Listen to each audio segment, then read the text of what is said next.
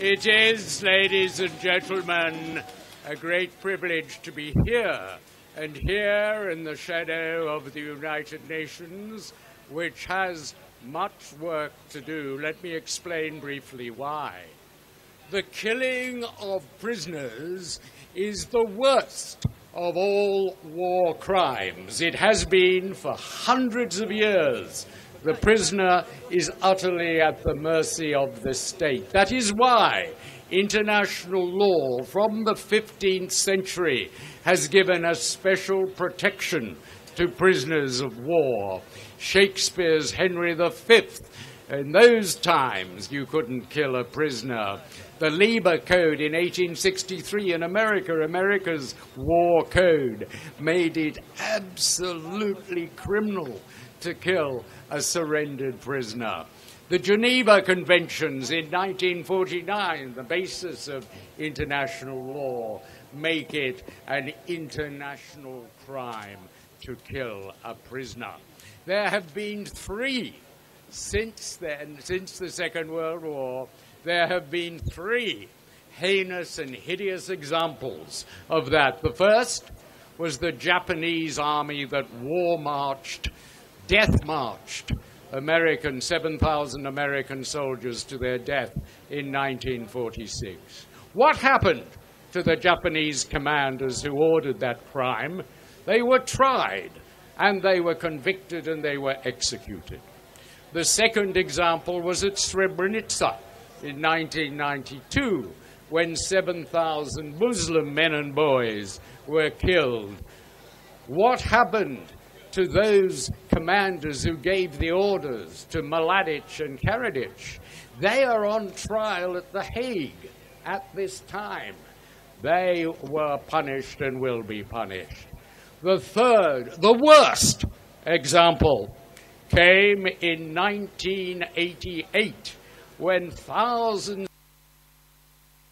upon thousands of prisoners who were in the first place members of the MEK, then they came for the atheists, for the communists, for the liberals, people who were in prison for their politics. Many of them had served their sentence. They'd been arrested in 1981 and were being held in prison, although they had finished their sentence, were killed monstrously. And this is why this dreadful act has never been punished, has never even been investigated, apart from an investigation that I did at the behest of the Boromond Foundation a few years ago. I traveled all over Europe to meet survivors of this terrible period, people who were in prison and had either escaped or had somehow avoided being killed. Let me read you the conclusion of my report.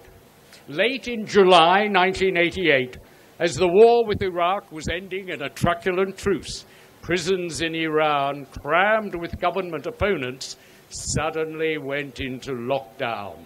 All family visits were cancelled. Televisions and radios switched off. Prisoners were kept in their cells, not allowed exercise or trips to the hospital.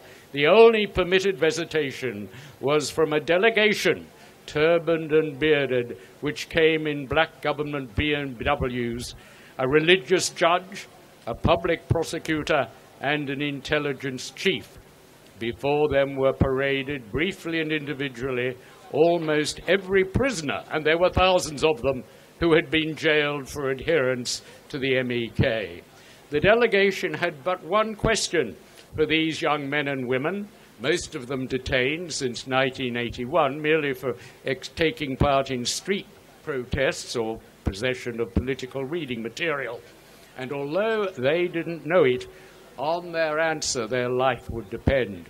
Those who by their answer evinced any continuing affiliation with the MEK were blindfolded and ordered to join a conga line that led straight to the gallows. They were hung from cranes, 4 at a time, or in groups of 6 from ropes hanging on the front of the stage of the assembly hall.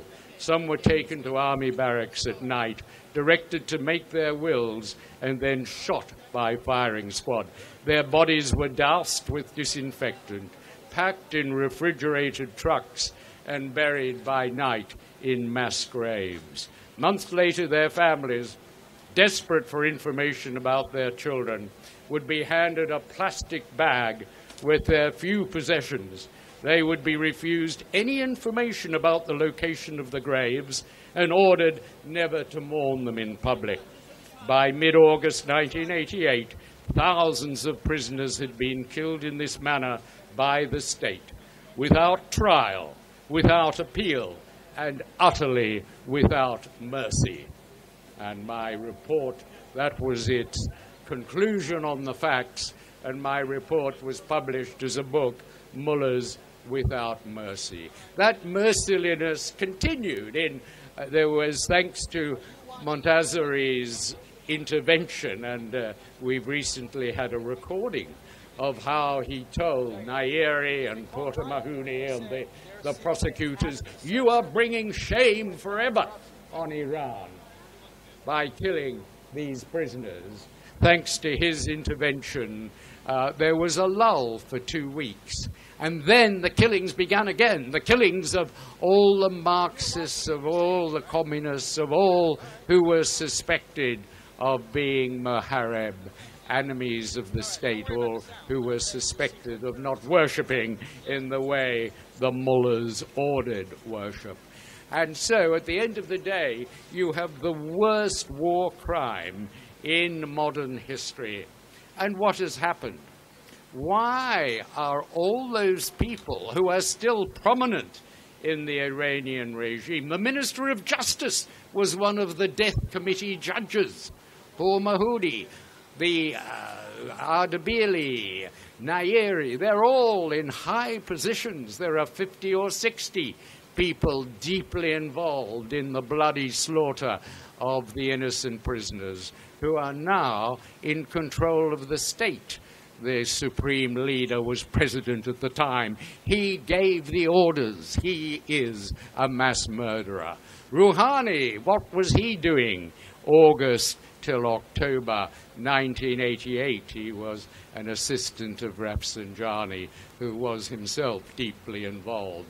It's time for the Prime Minister Rouhani, who's here, to explain what he was doing. Because the problem is, and the reason why it's appropriate to be here, is that the UN turned a blind eye. In 1988 and 1989, it knew. The New York Times in September, although the regime tried to cover it up, the New York Times reported the mass graves that were being filled with hundreds of prisoners' bodies. So it was known.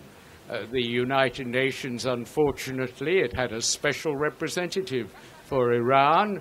He was, sadly, a naive diplomat, a person who was completely in awe of the Iranian government, believed their lies, did not. He actually, when they allowed him to go to even prison, do you know, they put on a band concert. Yes, they had a band, just as the Nazis would lead observers to the concentration camps, played through by a band. They played a band for this useless, naive UN representative. They had actors dressed up as prisoners who told him, "The food is superb." And the silly idiot actually put this in his report. And worst of all, he never met the man who had invited him to Iran, the man who wanted to tell him the truth, the man who now, so many years later, whose voice comes through on recordings recently released, telling that truth. Ayatollah Montazeri was not allowed to meet the UN representative, and the pathetic UN representative didn't demand to meet him and didn't cover the killings again in his report. So the UN is at fault. The UN in 1988-99 turned a blind eye to the most wicked war crime of all.